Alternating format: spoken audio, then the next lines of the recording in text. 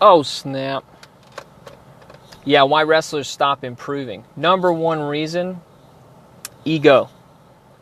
Their ego, it starts eating at them. They can't stand getting scored on at practice. That's what happens. If you can't stand losing at practice, then competition's the same as practice. Now, some schools of thought say you should train the same way that you practice, right? And that's true to a certain extent. And then you have people who say practice should be different than competition roles. I mean, how you go in competition. I think you might have to redefine how you should compete. I think that might help. If you think going balls to the wall in practice is going to help you go balls to the wall in a match, it's true, it's going to help you. But you're not thinking, right? Now wrestling is just physical. It's no longer mental. You're eliminating the mental concepts that really help you get better in wrestling. You can only get to a certain level on your own physical talent.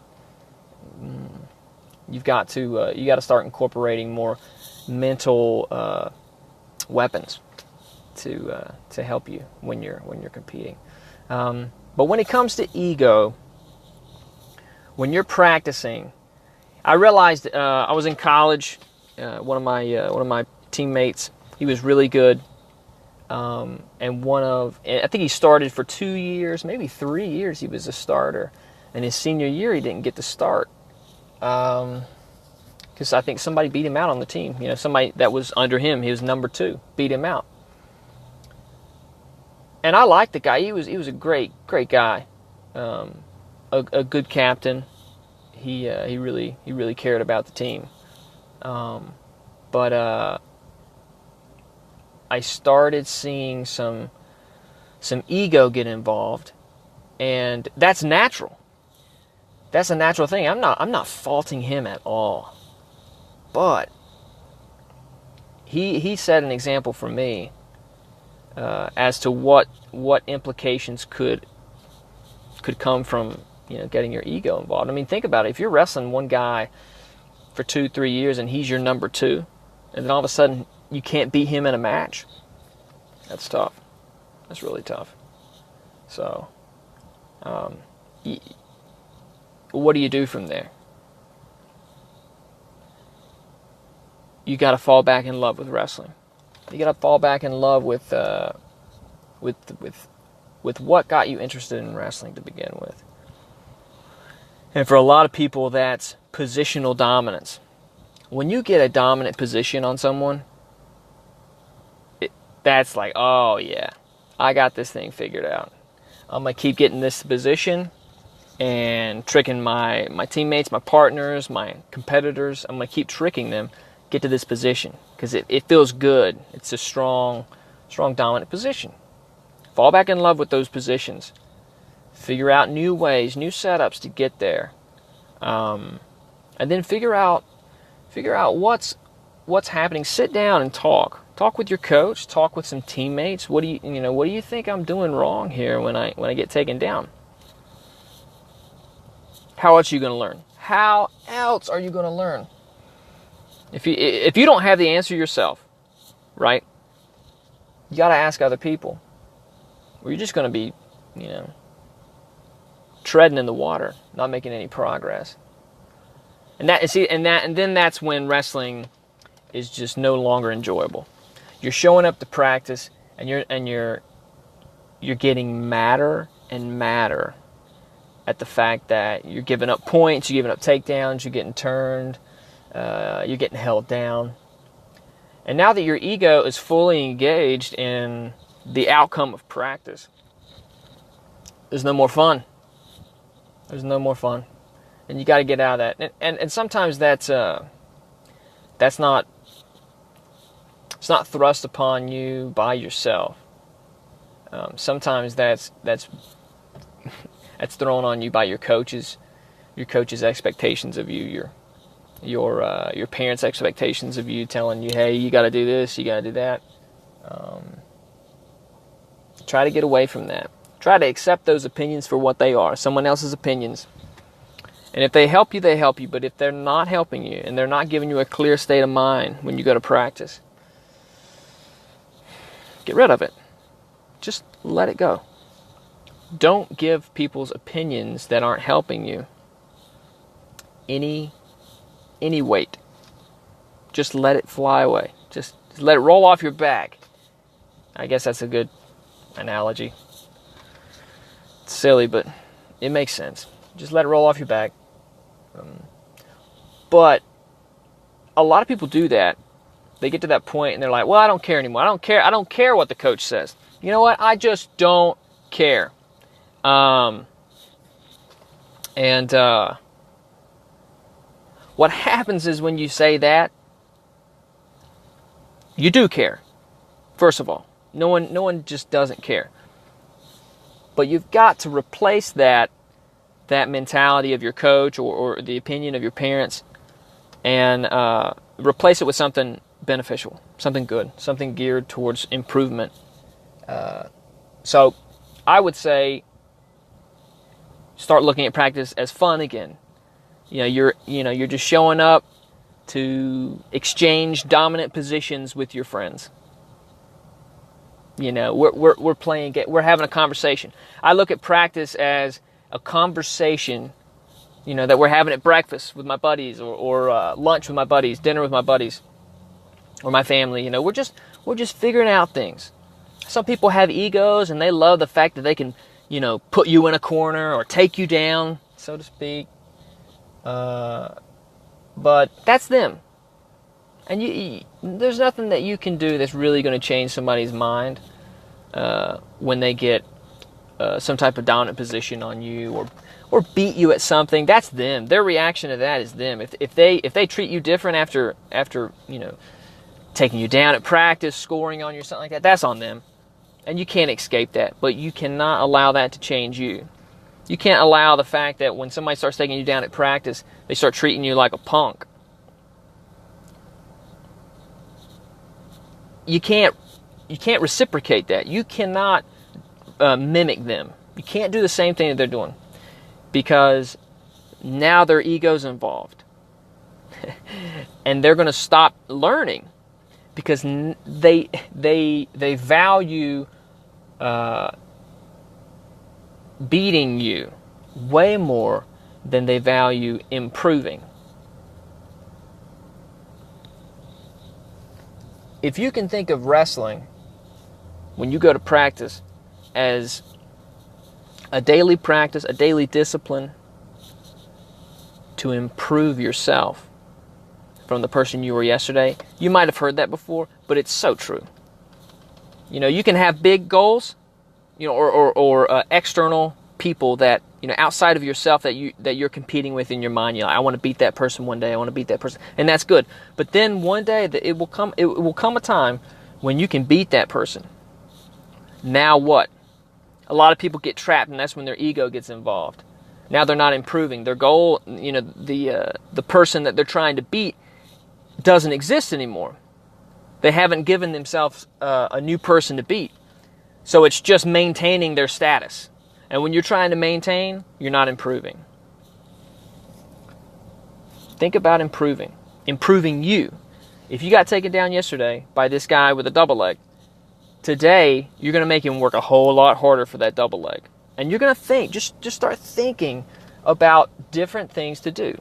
Different times when you're in danger that maybe you could do something else in to improve. Thinking like that, thinking about improvement, it's going to get you to another level, and you're still going to enjoy wrestling. I grew up with coaches sometimes who would they try to make you feel bad to, enforce this pride. Like you should be more prideful in the outcome of your matches or practice. You should care more. That doesn't work. That just makes kids bitter.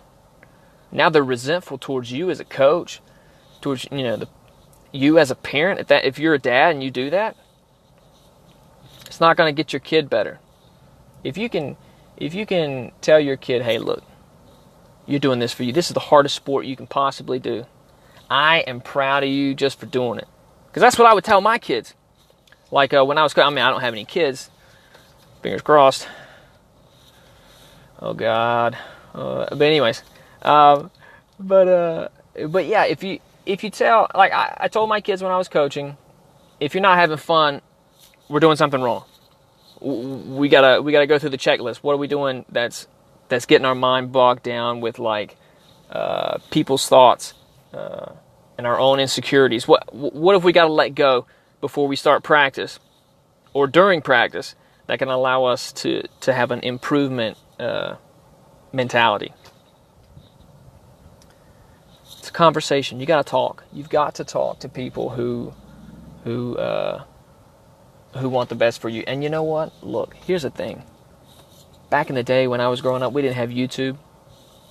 You can find all the inspiration in the world on YouTube. And it's so good. It's so good for young people to find that inspiration and to get motivated to do things, because a lot of life is about staying motivated. But in order to stay motivated, you've got to have goals that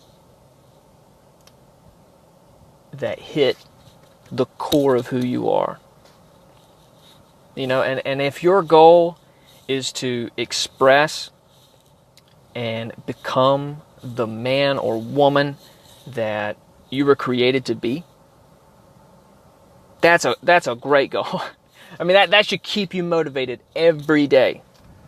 You know, I mean, for me, when I'm getting motivated, like I think of the fact that, you know, since there is a good, you know, there is the best, right? What's the best version of me? And am I doing the right things to get to that version?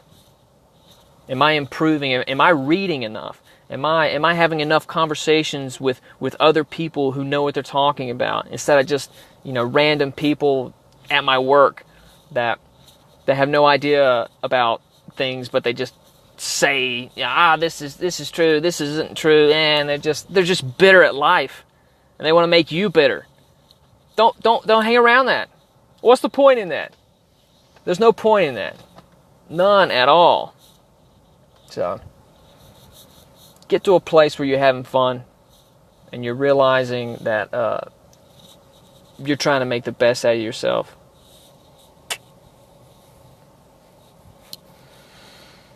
Because, man, my life as a wrestler was I was flip-flopping all the time. I'd hate the sport one day, and then I would love the sport, and then I would hate it, and then I'd like it a little bit more, then I'd hate it, and then I'd like it and hate it. It was awful. But that was due to it was due to the fact that I would always allow outside opinions to influence me. And if I didn't score, or if I got scored on, I'll put it to you this way. When I was younger, I would get in on a shot, and I'd get the leg, and we would be wrestling, scrambling, and the point where he started getting the advantage, and my lock was about to break, and he was getting ready to get his 2 points or something like that for the takedown, I would immediately start thinking of people in my life who would be disappointed in me. That was not helpful. That was not helpful at all. Instead of thinking that, what you should be thinking is, what's the better position here? What's the better position? Better position. Get to better position. Push. Go forward. Wait. Think. Anticipate. Set up. Like, those are concepts that you should be thinking about. Not, oh man, my dad's going to be mad at me. Oh, my coach is going to, he's going to grill me. Those things might be or situations in your life that are true. And it was for me. But if you want to get better, you gotta get it out of your head. Because in a match, none of that matters. All that is there for a lot of people who don't know how to tell you to do better and how to improve you, to teach you, to get you to learn, educate you, and coach. Like that, people who don't know how to do it properly try to instill some type of shame in you, so that shame will allow you to somehow create more pride in yourself. It just doesn't work like that. It just doesn't work. It's got to be internal. It's got to be from you, from inside of you, accepting the fact that you can be better than this. Just think more. Just think more. That's what wrestlers don't do. They don't think. They just go out there and they get physical. They let their bodies just flow. That's great and all. But if you've got a time limit involved, strategy has to come into play. Think about that, guys. Try to get rid of those negative thoughts holding you back. Enjoy getting scored on. Because once he scores on you, then that's opportunity for you to score. That's an easy way to look at it. Sometimes you have to concede, give up points, but then you've got to rally right back. That's life. You know, accepting times that you failed, accepting your mistakes, and be like, hey, look, you know what? I messed up. Let's move on. Let's get something else done. All right, guys.